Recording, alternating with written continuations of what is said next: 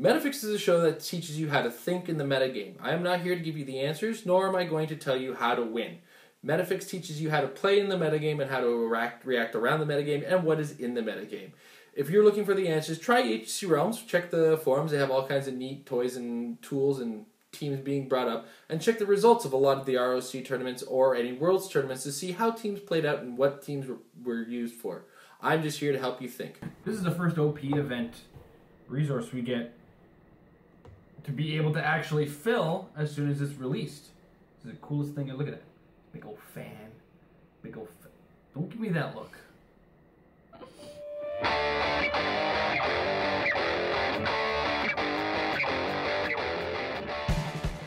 Fine, I guess we'll get started. So, it is June. June is the age of Ultron, the age of Worlds, and the age of Aquarius. June Aquarius? No. Amber's giving me this look like she's just completely disappointed right now. So this week on Metafix, we're going to be talking about the Avengers Round Table and where it could possibly fit into the metagame. Now, Amber's already done an episode on reading the rules of this thing, but I just kind of want to look at some of the things that it does and how it can possibly affect the metagame. Most importantly, I want to start with Clix. Okay, that's on the downsides. Let's start on the upsides, of course. I can help right now. I'm better suited for these foes, most importantly, because let's go in order of what's going to happen in the game. I'm better suited for these foes is when you reveal characters, once you're determining theme, before map is even decided on, before dice roll is even decided on. You look at your opponent's team, and you see something that your team that's currently fielding doesn't quite match, but you have something in your selection of, oh my gods. Of course, 6 of these are going to be what you choose. But let's say your opponent's got a heavy range team, you got a heavy close combat team, but you happen to have a Hawkeye on your resource. Instead, you can switch out one of your characters of equal or lesser points. Equal or less points, and boom. Now your Hawkeye is getting rid of your range problem, and so on. So what's most important about it is that you can switch your strategy to match your opponent's strategy, which has never been done before and is borderline psychotic. With the right situation and the right team and the right selection of characters, you can take your opponent's advantage away completely. Now, there's not a great deal of characters that are on the ID cards right now that are that game-changing just yet, but there's more to be seen. We're at the point right now where we have a full collection of the Avengers Assemble, the full collection of the ID cards for the con exclusives, the first set of con exclusives, not the UK ones. So we do have Ares, Daredevil, Shang-Chi, so we've seen a lot of what's doable. I can see some situations where Shang-Chi can really take your opponent's close combat strategy and flip it around on them with a 20 defense close combat guy, right? So you can see where these strategies can start to actually flip your opponent's advantages to your favor. Moving on, of course I can help right now thing. So ID cards are ID cards, whether they're on this resource or whether they're somewhere else. ID cards are, I've already discussed, they're very awesome and can really swing the battle in your favor. Now, ID cards with another resource, pretty cool. ID cards on this resource, they can get a little insane if you look at it. Now, for the first, I believe, 18 clicks? 15 clicks. Up to click 15 on this dial, you get the number 1. Number 1 allows you to roll a die, and whatever die roll shows up, you get to pick a character prior to choosing the die roll, and that character gets the inspiration bonus from the character that you just bopped in. Now, that's cool. Don't get me wrong. It's not reliable. If you want it to be reliable, though, you can make it reliable. And the fact that you choose ID characters that have only the bonuses you want. Sandman gives defense. Why not put Sandman on your sideline? You might never bring him into the game, but a +1 defense is never a problem, right? If defense is your issue. If attack is your issue, put some Black Widow, Shang-Chi action on there. You have 2 characters now who can give you extra attack. As you can imagine, this can actually start to snowball against your opponent if you build the right selection to just bump up the stats that your team needs. Moving on, once we get to click 15 and we get to the number 2, you get more option, more choice with that. The option and choice with that is really great in the fact that it affects your entire team, and you just have to have it on the dial. Now, where it gets a little scary is the fact that you've either had to be taking damage or using the cards there. So hopefully you've been using the cards wisely, which we'll talk about a little later in this episode. But we're talking about the powers themselves. Of course, the power number 3, I have to tell you guys, if you pull it to this click, the game is going insane. You're in a 300-point game now, and 700 points have been scored. So stranger things are happening right now. I just want to let you know that right now. But the number 3, one of the big stipulations about this that I'm starting to notice is that it doesn't have the standard ID character restriction. Where normally when it's like the ID ability, but it's not the ID ability. It's one of those situations where they worded it in a similar way, but took away all the restrictions on it. So for instance, if I have a 50-point character, I can bring in Sandman at 140 points when the number 3 is showing. And of course, Sandman's going to be sticking around for a while, so long as you haven't done any damage to him. Now, I don't know how I believe that should interact perfectly fine with his ability to pop off the board and come back on the board and pop off the board and come back on the board, which is insane. You're using that word a lot because the flexibility of this resource is, you know the word. So let's get into the controlling when you're using your ID cards. Now this is the complexity of this resource. Each slot on the base number shows up with the parachute at least once, and by at least I mean only. So planning on that happening is a Hail Mary at best, and it may be best to plan further ahead than you think. For instance, the number 1 shows up on click number 3. What that means is if you use the ID card in slot 1 and then roll the die, you need to roll a 2 in order to guarantee that you're going to get that back next turn, assuming as well that none of your characters take any damage along the way. So relying on the number 1 or the number 2, because the triggers at the beginning of the turn, right? So I do it on my turn. Oh wait, hold on a second. There's gonna be an order of things where I can actually pull that off. Yeah, because you get to choose beginning of the turn effects. So you could get lucky insofar as to on slot 1, I have Falcon, and then I happen to use Falcon and then roll to 2. It's still the beginning of the turn because if I've used a call-in help ability, that's the beginning of the turn, right? And that's one of the few power actions that can actually exist in the beginning of the turn. And then that shows up, so then I can pop Falcon back on. Now, again, the chances of that happening, not very likely. You're talking about a 1 in 3 chance of that actually occurring, but hey, who knows, right?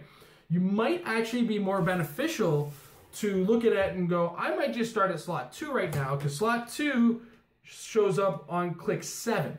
So if that shows up on click 7, then you're likely to get a turn with the character, roll the die, maybe get a reasonable number, and possibly take some damage for that number 2 to show up potentially at the beginning of your next turn.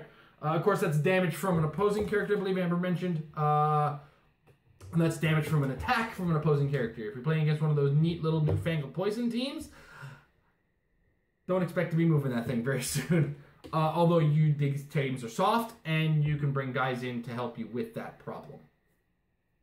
Hands! In a nutshell, what it comes down to in using this in the metagame is planning your characters in advance. First step 1, fill in the holes and look at this helps with the bad matchup situation. Every team you build now with this current wide open meta is you know that there's X number of teams that can beat your team. So it comes down to a matter of, can I get a figure who I can put in place of another figure that will flip that matchup around on me. For instance, characters like Falcon can give you a huge alpha strike when you need an alpha strike, especially if you see some of those Highfather teams across the board from you. Maybe it's time to pull him out, right? He's only 75 points, bring in a low point character. Your high point character gets packed, but that's fine. Falcon's going to be charging in on you soon enough. Some of these don't exist, of course, yet. You got shape change problems? I got a Hellcat for you, right? Because the new Hellcat from the Avengers Assemble team Avengers Assemble set, when she's adjacent to a character, doesn't allow them to use shape change. Pretty cool. And she's Mystic, so if your opponent wants to try to score off of her in some way, shape, or form, they're going to get punished for it.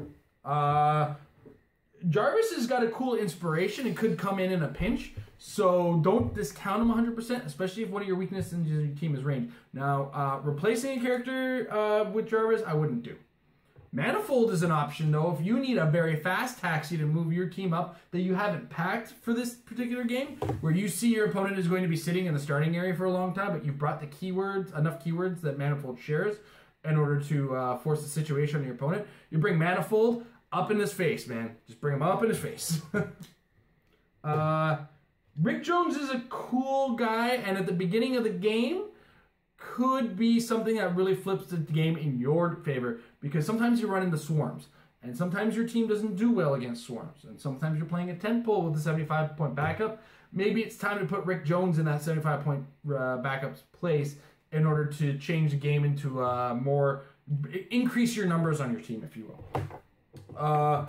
Ares can give you Steel Energy. We don't have an Ares to replace with right now. Sorry. Daredevil, I don't see him being a replacement character in very many situations, but his inspiration is cool to have on. Shang-Chi, I've already discussed, is a close combat monster. He can really shift a game, and he can really protect your characters for a whole turn with 18 defense with combat reflexes. Hank Pym, of course, if you see the upcoming robot teams that are going to be on their way, as well if you have Outwit and Perplex on your team, increasing the range is good. And we just got a ton of Hank Pyms that worked with this guy at the 50-point line, nonetheless. And, of course, the new Tony Stark, which we get with this when you go to your Age of Ultron event month 1. His inspiration is cool, and I can't even think about how many Tony Starks there are in this game that could possibly change the game for you. July hasn't hit yet. And I don't know, there might be something from a 10th anniversary set that might be pretty good against characters with resources. That's another thing I want to mention about this now that I think about M10 Iron Man. This resource isn't assigned to anybody on your team. If you look at the rulings on it in your force construction, Avengers Round Table costs 5 points. Up to 6 distinct ID cards may be attached to this resource by paying their cost. ID cards may not be included on your force in other ways. Setup, ID cards are attached to it. Each ID card, blah, blah, blah, blah, blah, blah, blah. It's called an active slot. At no place and no point, and when you're putting this on the table, does it ever become assigned to one of your characters, which means it's immune to disintegration beams. It is not a liability when playing against the Marvel 10th Anniversary Iron Man. That Iron Man can weep when he sees this because he's not going to get any damage bonuses on anybody. Even the ID characters that come in, they're not assigned to this resource. Nobody's assigned to this resource. So a resource assignment just doesn't occur with this. So all those characters that stop the ability to... I mean, I think the closest you can come is maybe the Catwoman that stops you from using a resource. But even then, that's kind of on the wall there that I might actually need a WS ruling on that one. In a nutshell, by the time this resource is done, it's going to be the most flexible resource you've ever seen. We're going to have 56 ID cards in order to use with it, which means potentially 56 different characters that can be thrown onto this thing. It's going to be a ton of work you can do with regards to it. For instance, characters like Ares aren't specifically limited to just the Marvel Ares. You might be able to pull in the DC Ares as well. So this is going to be the resource that matches the player. The dependence on the inspiration powers are going to be here and there. Depending on them is not going to be the greatest idea, but the ability to use them does increase stats on some on characters occasionally and in the right places. So it's not one of the ones that's going to constantly increase stats, but you do get the occasional stat bonus that could come in a nutshell when it's needed. Overall, I'm going to be playing the death out of it, and if I turn out to be wrong that this thing isn't as good as I think it is, I'm going to lose a lot of games for a long time because of it. And yeah, that's all we really got to say about the round table. Thank you guys for watching, and don't forget, practice makes your team better. The opinions and thoughts brought to you in Metafix are not meant for the casual game at the table.